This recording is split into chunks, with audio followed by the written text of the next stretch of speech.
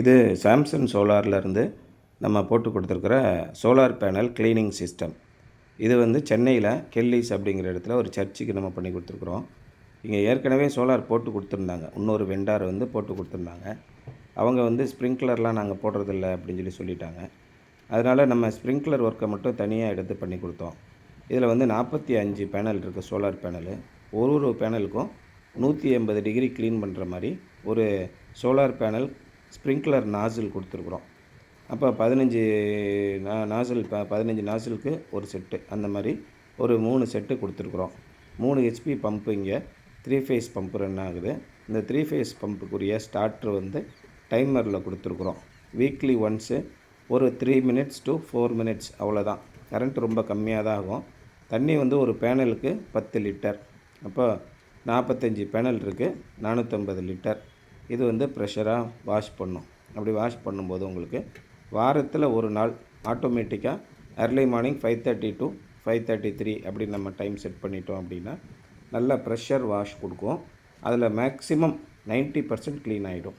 நீங்கள் எப்போயாவது ஒருக்க 2 மாதத்துக்கு ஒருக்க நம்ம வந்து வெறுமனை நம்ம கண்ணில் நம்ம பார்த்துக்கணும். போய் மாடியில் போய் நல்லா வாஷ் பண்ணிக்கிட்டு இருக்கா அப்படின்னு பார்த்துக்கணும்.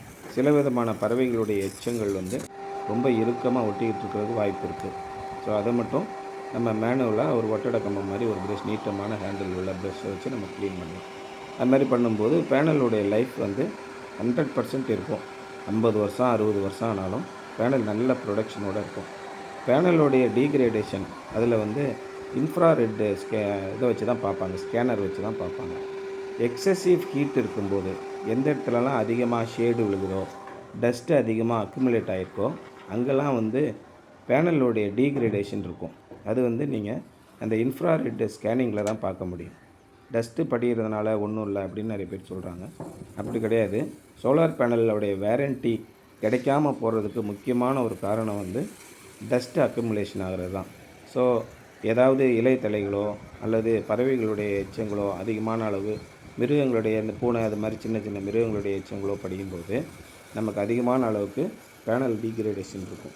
அதை அவாய்ட் பண்ணுறதுக்கு நீங்கள் பெட்டர் சைடு இது மாதிரி ஒரு ஸ்ப்ரிங்க்லர் செட் பண்ணிடுறது நல்லது. கொஞ்சம் ஸ்லோப் மட்டும் கொஞ்சம் அதிகமாக வச்சுக்கிட்டிங்கன்னா வாட்டர் லாகிங் இருக்காது, அக்குமுலேஷன் ஆகாது. டஸ்ட்டெல்லாம் அப்படியே கம்ப்ளீட்டாக க்ளீனாக போயிடும். இப்போ நீங்கள் இங்கே பார்க்குறபடி எல்லா பேனலுமே சைமல்டேனியஸாக க்ளீன் ஆகிடும். எர்லி மார்னிங் க்ளீன் பண்ணுறதுனால சோலார் பவர் ப்ரொடக்ஷன் ஒரு 7 o'clock வருதுன்னா அப்போ பேனல் தயார் நிலையில் இருக்கும். கொஞ்சம் 2 பேனலுக்கு கூட போடலாம், 10 பேனல் கூட போடலாம். எத்தனை பேனல் இருந்தாலும் இந்த சோலார் பேனல் க்ளீனிங் சிஸ்டம் போடலாம்.